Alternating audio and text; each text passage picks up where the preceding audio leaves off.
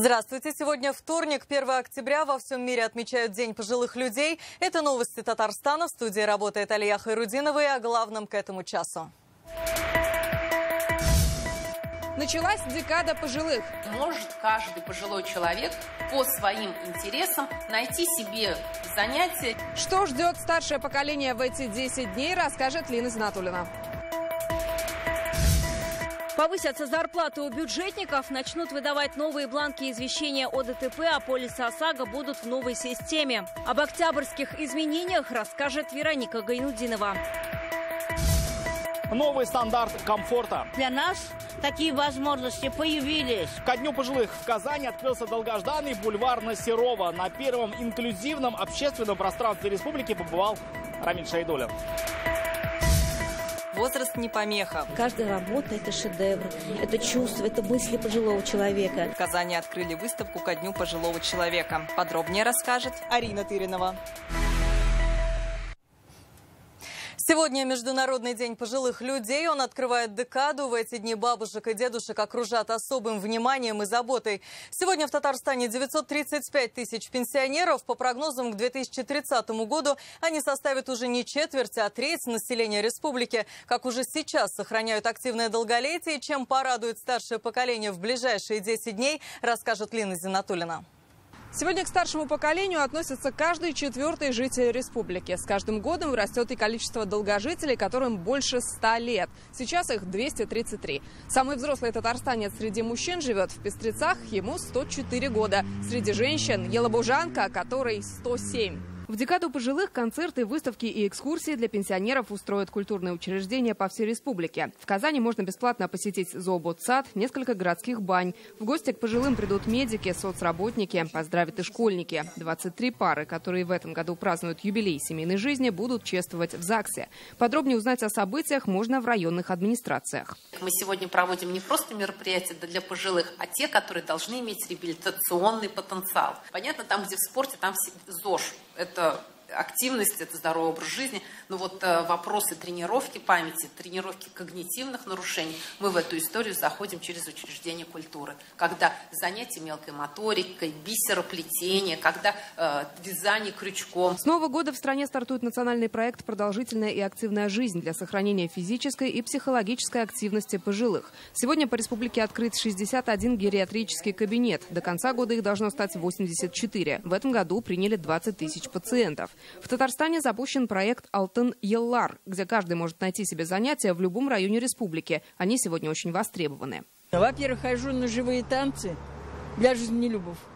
На минуточку, мне 1 ноября 86 лет. Теперь на хор «Волжанка» хожу, в Сайдаш, хотя живу в Кировском районе. И еще на Закиево хожу в кружок вдохновения. Мы рукодельницы собираемся, где я по вышивке, художественной вышивке, я провожу мастер-классы. Активно пенсионеры осваивают и современные технологии. Во всероссийском конкурсе «Спасибо интернету» для пожилых Татарстан регулярно становится лидером по количеству заявок. Но доброта и доверчивость все еще делают пенсионеров легкой добычей для мошенников. В социальном фонде сегодня предупредили о новой схеме обмана. Человек говорит о том, что согласно некой новой информации, у него не хватает стажа для назначения пенсии, его пугает приостановка выплаты. И дальше выглядит все достаточно не страшно. Ему предлагают: давайте запишите на прием там, в социальный фонд, допустим, Новосавинского района или там, в МФЦ. Некоторым, конечно, говорят: скопируйте, отправьте личные документы, но тут уже вызывает сомнения. Да? Вот запись на прием никого не вызывает сомнений. А потом говорят: давайте подтвердите запись, назвав 4-значный код из СМС. Вот и все. 10 дней ветеранов будут чествовать в коллективах. Для них проведут спортивные турниры, окажут бесплатную юридическую помощь. Благотворительная организация «Добрая Казань» устроит экскурсии в Болгар, Свияжск и Елабугу. Лина Зинатуллина, Игорь Романов, ТНВ, Казань. Рустам Минниханов в соцсетях призвал татарстанцев поблагодарить старшее поколение. 1 октября – День пожилых людей. Это прекрасный повод сказать им теплые слова благодарности, написал Райс Республики. В нашей стране к пожилым людям всегда относятся с большим уважением. Каждый из них должен чувствовать нашу заботу и внимание, отметил Рустам Минниханов. Татарстанцев серебряного возраста сегодня поздравил премьер Алексей Песошин. Это один из самых добрых праздников. Он дает нам возможность еще раз выразить уважение и благодарность каждому ветерану. Вы заложили фундамент для процветания нашей республики, позволяющий в условиях современных вызовов и кризисных проявлений сохранить стабильную ситуацию в экономике, обеспечивая все обещанные социальные гарантии. Ваш значительный вклад в развитие всех сфер политической и деловой жизни Татарстана сделал республику одним из наиболее динамично развивающихся и прогрессивных субъектов России. Невзирая на возраст, многие из вас не оставили созидательную трудовую деятельность и продолжают участвовать в общественно-политической жизни, вносить вклад в воспитание молодежи. Пусть у вас будет как можно больше светлых и радостных дней, говорится в поздравлении Алексея Песошина.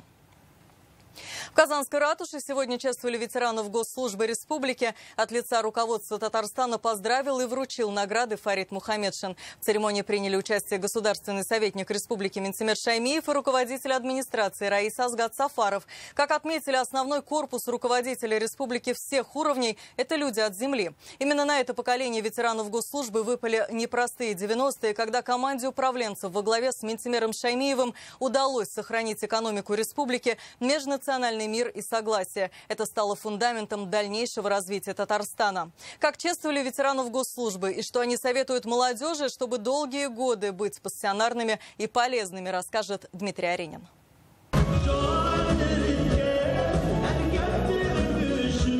Любимые песни, теплые слова и государственные награды – все это для ветеранов госслужбы. Как отметили, именно это поколение управленцев в непростые 90-е смогло перестроить всю работу и сохранить стабильность в республике. От имени Раис Татарстана, парламента и правительства ветеранов поздравил Фарид Мухаммедшин. Вы работали, эти были непростые годы. Минтимер Шарипович, как не сказать им большое спасибо и по поясу не покланяться за то, что уберегли нашу многовекторную экономику тогда, когда переводили на рыночные условия. Было же давление очень большое на республику. Распродайте, как Чубайс говорил мне, я тогда еще в правительстве работал. Да ладно голову ломать, рынок все отрегулирует, давай раздайте все. Сейчас Татарстан – опорный регион страны, а кадры востребованы на федеральном уровне. Минтимер Шаймиев подчеркнул, трудолюбие и любовь к своей родине – главные качества татарстанцев. Собрались здесь, это ведь лучшие трудяги нашей республики. Я и себя не исключаю, потому что каждый день хожу на работу. И более того, на самом деле, как не любить нашу родную республику, которая, это традиция уже. Как вот не захочется, значит, трудиться, воспитывать детей на этом примере. Они же все это видят. Ну, и я должен сказать, что результат же есть. Ильгиз Хайруллин на госслужбу пришел в 60-е годы, возглавлял Республиканский госкомитет по теле- и радиовещанию. В 90-е был заместителем премьер-министра. Как говорит, и сейчас бодрость не теряет, помогает воспитывать внуков, любит кататься на лыжах и мастерить. Потому что мы парни с детства, дети военных лет, мы же с детства приучены были работать. Мы с 7 лет уже где-то работали, копали, все это сказывается. Валентина Липужина в парламенте республики еще с советских времен. Проработала депутатом 6 созывов. Возглавляла комитет по госстроительству и местному самоуправлению. Сейчас много времени проводит со своей большой семьей. Занимается садоводством и бадминтоном. 5 лет я была председателем экспертного совета при комитете государственного строительства. Это тоже дает стимул, чтобы держать себя в норме, в форме, и чтобы мозги всегда работали. Это очень важно. Но самое главное, чтобы была всегда вера в свои силы, вера в нашу республику, вера в руководство республики. Как отметили ветераны, надежный актив и золотой фонд республики. И сейчас на пенсии помогают своей родине, в особенности участникам СВО. День и ночь пенсионеры, в основном наши бабушки, плетут маскировочные сети, шьют одежду, делают окопные свечи, буржуйки и так далее, и так далее. А вот когда в Курске случилась трагедия, мы открыли специальный счет. Ветераны фронту, благотворительный счет. За счет пенсионных денег за 4 дня более 1 миллиона рублей было собрано. Ветеранам в их день пожелали здоровья и долголетия и договорились в таком же составе встретиться и в будущем. Дмитрий Аринин, Алмаз Зейдинов, ТНВ, Казань. Сегодня в стране начался осенний призыв. С этого дня повысятся зарплаты у бюджетников, начнут выдавать новые бланки извещения о ДТП. Все данные о полисах ОСАГО будут в новой системе. Какие еще нововведения нас ждут, в обзоре Вероники Гайнутдиновой. С 1 октября на 5% проиндексируют зарплаты бюджетникам. Это учителя школ и преподаватели вузов, медики, сотрудники учреждений культуры и науки, гражданский персонал силовых ведомств, Минобороны, МЧС, МВД и Росгвардии. Данные о полисах ОСАГО теперь будут в автоматизированной системе страхования. Автовладельцы смогут отслеживать все данные о страховках в режиме реального времени и на одной площадке, даже если полисы были оформлены у разных страховщиков. На бланках извещения о ДТП, которые выдают вместе с ОСАГО, появится QR-код. При сканировании он будет вести на страницу госуслуги авто. Здесь полное описание, как правильно оформлять аварию без участия ГИБДД и при каких условиях это возможно. С 1 октября на 70-85% вырастет утилизационный сбор на автомобили и прицепы. Эксперты ожидают, что цены на машины вырастут примерно на 10%. Дети-сироты и дети, оставшиеся без попечения родителей, смогут подать заявление для обеспечения жильем через единый портал госуслуг. Речь о заявлениях на сокращение срока действия договора найма жилого помещения и о предоставлении выплаты на приобретение жилья в собственность. Вероника Гайнутдинова, ТНВ. Очередную шефскую помощь бойцам доставила в зону СВО делегация Татарстана. Груз военнослужащим передали мэр Набережных Челнов Наиль Магдеев, глава Тетюшского района Рамис Сафиулов, депутат Госдумы Руслан Гаджиев, а также меценаты. Бойцам привезли дорогую спецтехнику, предметы первой необходимости, продукты питания, медикаменты и одежду, а также 4 автомашины, питбайки. Делегация Татарстана встретилась с руководством и военнослужащими группировки войск «Север». Равиль Ахмедшин вручил памятные медали, грамоты, благодарственные письма отличившимся бойцам. Вас дома тут, в деревнях, в поселках, в городах, в столицах. Никто вас не забывает. Бульвар для всех сегодня открыли на Серова. Это первый сквер в республике, полностью адаптированный для людей с ограниченными возможностями здоровья. В помощь маломобильным, слабовидящим и слабослышащим сенсорный сад, тактильная плитка и звуковая навигация. Всю концепцию прорабатывали вместе с жителями и специалистами из других регионов России. Рамиль Шайдуллин о новом взгляде на комфорт у дома.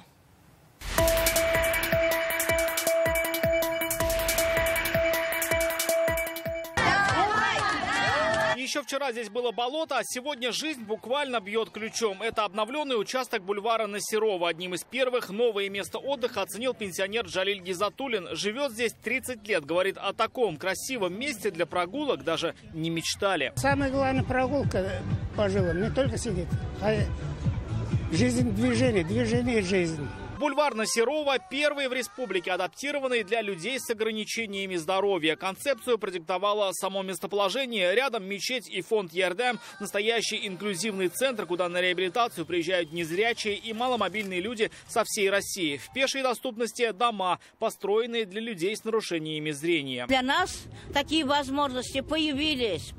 И хорошо бы было, не только этот парк был, во многих местах, просто я не знаю. Чудо, сказка. Бульвар на Серова расположен на одноименной улице, названной в честь выдающегося живописца Валентина Серова. Прошлым летом на одном из домов даже появился мурал с его картинами, а новый бульвар оформлен в цветовой схеме самой известной его работы «Девочка с персиками». Наверное, главный вопрос, что же здесь такого инклюзивного? А все, начиная уже со входа, гостей встречает вот такая круглая информационная табличка с явной отсылкой к творчеству Серова. На ней, если можно заметить, не только кириллица, но и под каждой позиции виден шрифт Брайля. А стоит нажать вот на эту кнопку, и совсем поможет уже голосовой помощник. Вы попали на бульвар Серова. Этот бульвар называют идейным продолжателем первого подобного сквера в Казани. Бульвара «Белые цветы». Его открыли в 2020 году на Абсалямова. Спустя год Акшишакляр стал первым российским градостроительным объектом, отмеченным престижной международной наградой и архитектурной премией фонда Агахана. Так были заложены новые стандарты в благоустройстве городских пространств. После того, как они подходят к стенду непосредственно,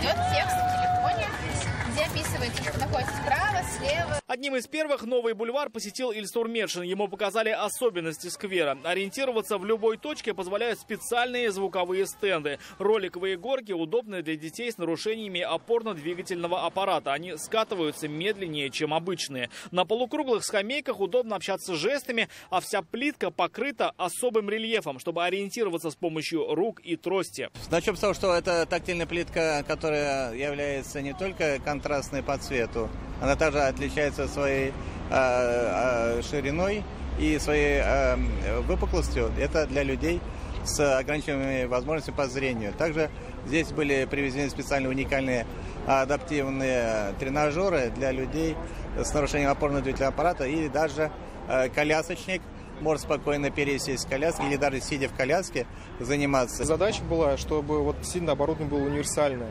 То есть много оборудования, которое не универсально, но нам хотелось создать и для жителей, и для людей с нарушением опорно-двигательного аппарата и органов чувств.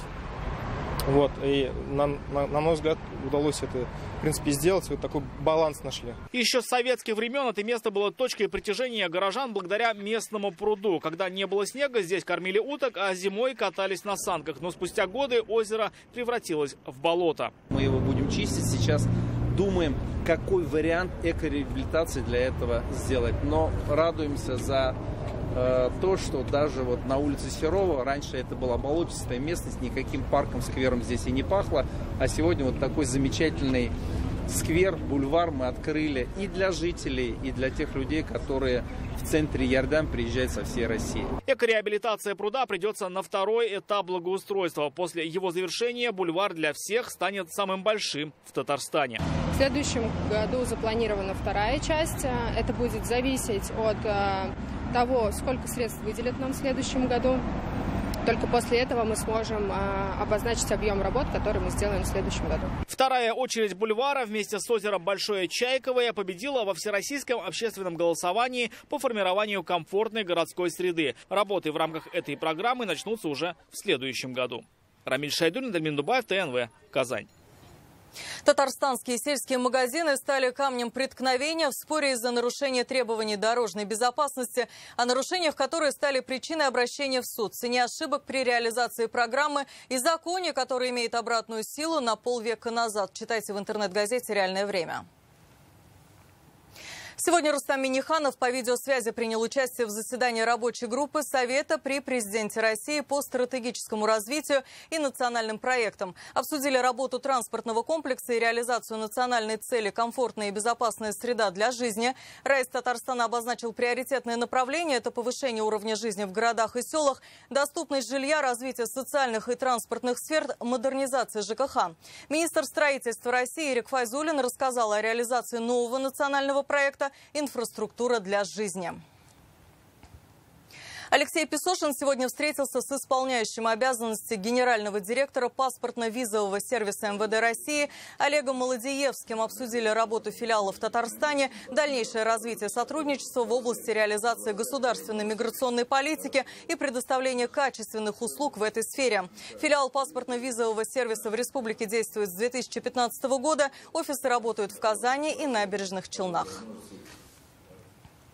Возвращаемся к событию дня, Дню пожилых. По-настоящему заслуженным этот праздник стал для сестер Файзуллиных из Казани. Раисе Фатыховне 101 год, Ирине Фатыховне 98. Родились в Елабуге, жили в Кыргызстане, вернулись в родной Татарстан и дожили до преклонного возраста. С нами встретилась одна из сестер, Ирина Фатыховна. В хорошем настроении и с радостью поделилась с Вероникой Гайнудиновой секретами долголетия.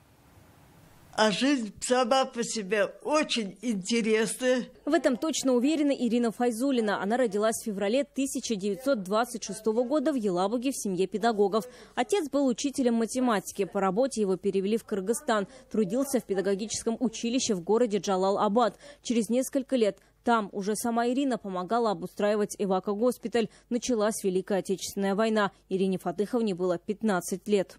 Прибыли. А поднять две девочки носилку не могли.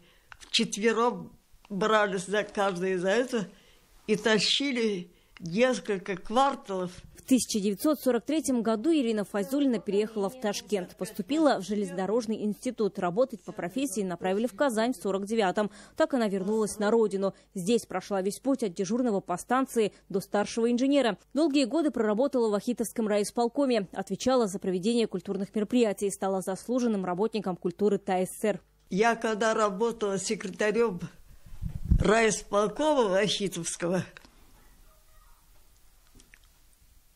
все сабантуи, организации сабантуев, все смотры художественной самодеятельности школ, предприятия, организации, за все это отвечала я. Почти 40 лет Ирина Фатыховна на заслуженном отдыхе. У нее 2 детей, 3 внуков и 4 правнуков. С радостью делится секретом долголетия. Интерес к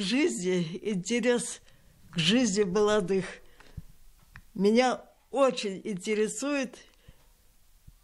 И новости по телевизору, и если удается общаться с внуками, там максимум знать что-то о их жизни, об их интересах. Ирина Файзуллина живет вместе со 101-летней сестрой Райсой. Это семья долгожителей. С утра они принимают поздравления, вечером в гости ждут детей и внуков. Вероника Гайнудинова, Рамзель Гарипов, ТНВ, Казань. Многие из них за рулем полвека, а то и больше. Сегодня на Казанской площадке ГАИ пожилые водители демонстрировали свое автомастерство. 10 казанцев приняли участие в городском этапе республиканского конкурса «Автобабай». Всем больше 60 лет. Сначала они на время проехали участок с препятствиями, после сдали теорию. 67-летний Эдуард Имамудинов в конкурсе участвует 5-й год. Стаж вождения более полувека. В молодости увлекался гонками, участвовал в российских первенствах по автомногоборью.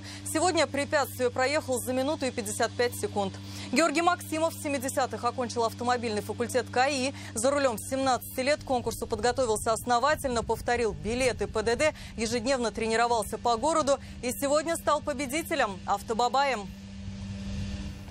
Сегодня Союз журналистов Республики подготовил подарки ветеранам отрасли. Это 150 работников СМИ. Одни из них уже давно на заслуженном отдыхе, другие продолжают трудиться в медиа. О том, как чтят и уважают корифеев журналистики, в следующем репортаже. Они разные, но один чай, зефир. В Союзе журналистов Татарстана праздничная атмосфера. Работники телевидения, печати и радио собирают сладкие подарки. Печенье и конфеты, сухофрукты и варенье. В каждом пакете по 7 позиций. Все они отправятся ветеранам республиканской журналистики. Людям очень важно внимание. Как сказал Раис Татарстана, это для них как отдельный подарок. Неважно, но у нас еще есть сладкий подарок. Поэтому, когда еще и внимание, сладкий подарок, это вдвойне приятно.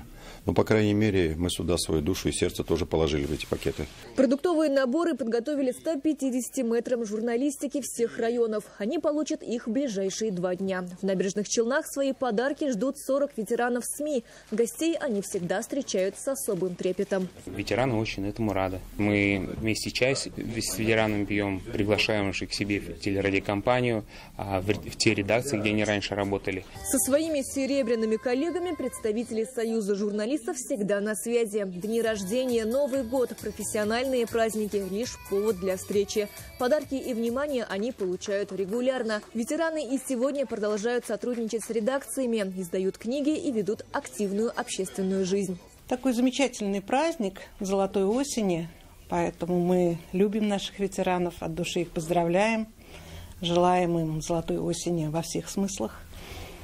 Здоровья, уважения, чтобы это уважение, любовь окружала их не только сегодня, но и каждый день. 9 октября в Союзе журналистов состоится большой концерт для ветеранов. Выступят известные татарские артисты и молодые исполнители. Сирина Васильева, Адель Миндубаев, ТНВ, Казань. Сегодня в Казанском Кремле открыли выставку работ победителей республиканского конкурса «Ветераны, хранители национальных культур и традиций народов Татарстана». На экспозиции представили 40 лучших работ. До финиша декады для посетителей организуют мастер-классы, на которых участники конкурса поделятся секретами своего хобби. Это работа Тамара Качайкина – призер конкурса «Ветераны, хранители национальных культур и традиций народов Татарстана». Вышивкой картин увлекалась еще в молодости. Это стало делом всей жизни. Вдохновляется природой. Творчеством очень много занимаюсь, потому что мне это очень нравится. И и какое-то приходит вдохновение, и ищешь какую-то тоже красивую, картиночку, хочется ее порисовать и вышить. Зульфира Гаптельбарова из Арского района. 30 лет вышивает бисером татарские головные уборы. Мне хотелось шить это спокойствие дает на душе. Как у меня время есть, я себе работаю. Хорошо же подарить можно. И родным подарю, и друзьям подарю. Экспозиция открылась в Казанском Кремле. Здесь представлено более 40 работ. Все они сделаны руками. Вышитые одеяла, вязаные платки, кружевные скатерти, картины из бисера, деревянные, глиняные и керамические игрушки. Каждая работа сделана с любовью. На подготовку участников ушло несколько месяцев. Организует мероприятие Республиканский совет ветеранов-пенсионеров Татарстана. Они помогают пожилым людям оставаться активными. Проводят конкурсы, концерты и другие мероприятия. Каждая работа – это шедевр, это чувство, это мысли пожилого человека. Так что мы рады, что сегодня имеем возможность в стенах Казанского Кремля открыть такую прекрасную выставку. Такие творческие конкурсы – это проекты, направленные на продление активного долголетия пожилых граждан.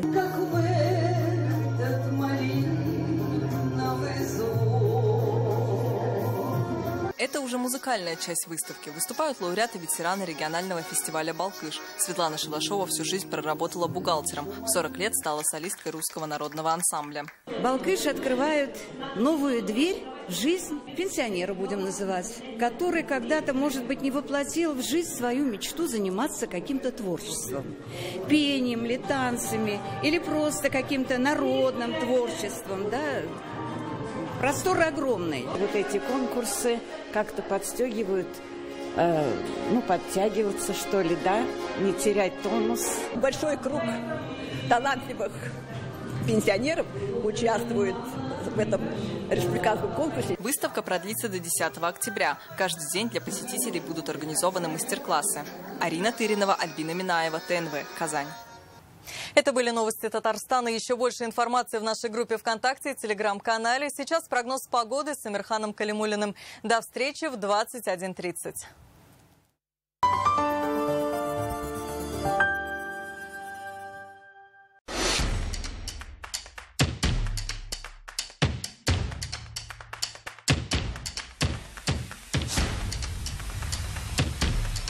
Жилой комплекс «Алтын-Яр».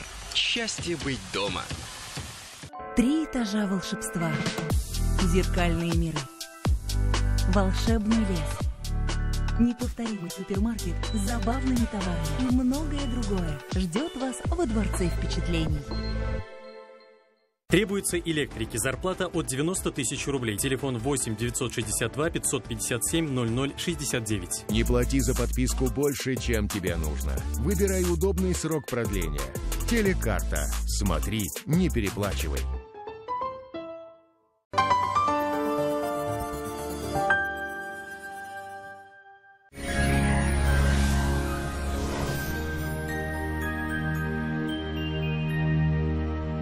Здравствуйте! В студии Амирхан Калимуллин.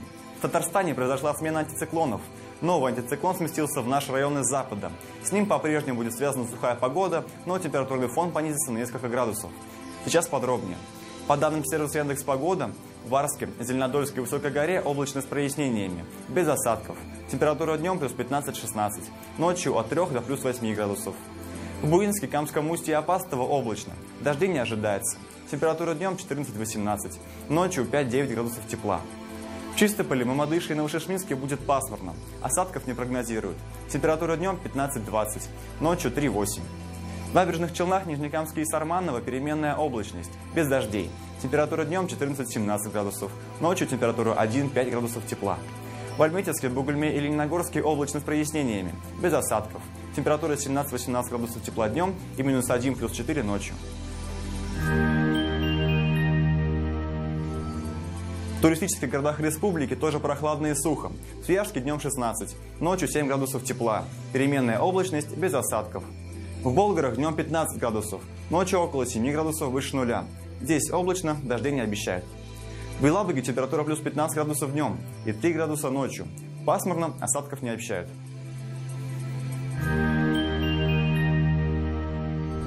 В Казани облачно, без осадков. Температура днем составит 17 градусов тепла, ночью 8.